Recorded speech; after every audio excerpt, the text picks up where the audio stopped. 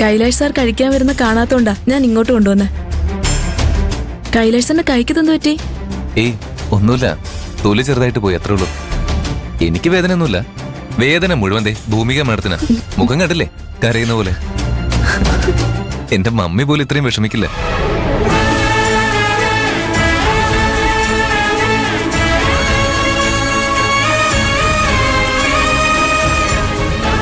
രുദ്രപ്രതാപം വെല്ലുവിളിച്ചപ്പോ എന്തിനാ വടം വലിക്കാൻ പോയത്? വടം വലിച്ച് ശീലമില്ലാത്തവർക്ക് കൈമുറിയും. കൈ ഇങ്ങനെ ഇരുന്നുകൊണ്ടാണോ കഴിക്കാൻ വരാഞ്ഞത്? കഴിച്ചു കഴിഞ്ഞിട്ട് മരുന്ന് പുരട്ടിക്കൊടുത്താൽ മതിയായിരുന്നു.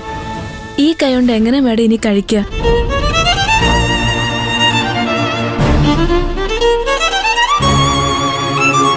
മരുന്ന് പുരട്ടി കൊടുക്കുമ്പോ കൈലാഷ് സാറ് പറഞ്ഞത് മാഡവും ശ്രദ്ധിച്ചില്ലേ?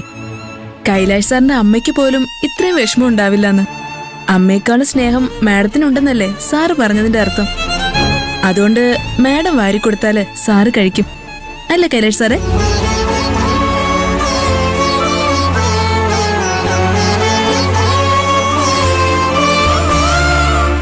ഞാൻ തമാശയായിട്ട് പറഞ്ഞതല്ല മാഡം, കാര്യമായിട്ട് തന്നെ പറഞ്ഞതാ.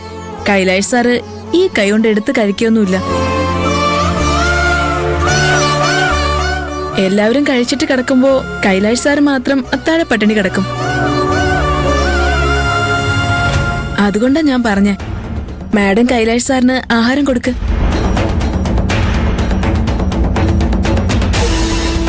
മാഡം. ഞാൻ വാരിത്തന്ന കൈലാഷ് കഴിക്കൂ. മാഡം എന്താ വാരിത്തരത്തെന്ന ഞാൻ ആലോചിക്കുന്ന.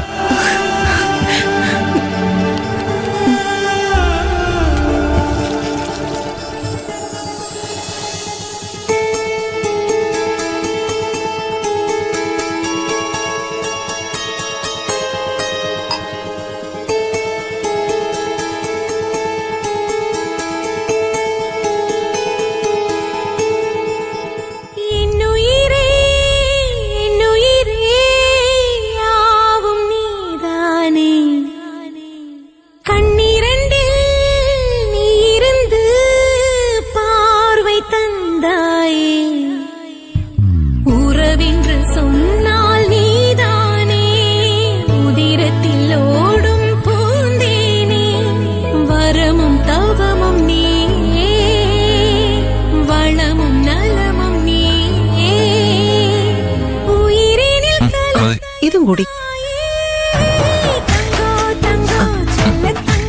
മതി മേഡം.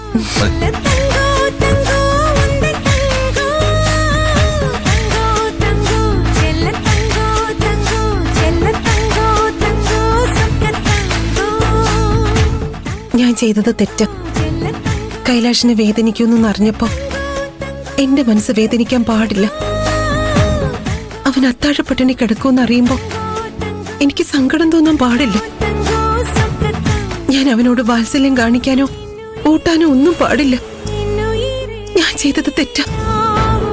ഞാൻ എന്നെ സ്വയം നിയന്ത്രിക്കണം. ഇവിടെ നിന്ന വീണ്ടും എന്റെ മനസ്സ് പതറിപ്പോവും.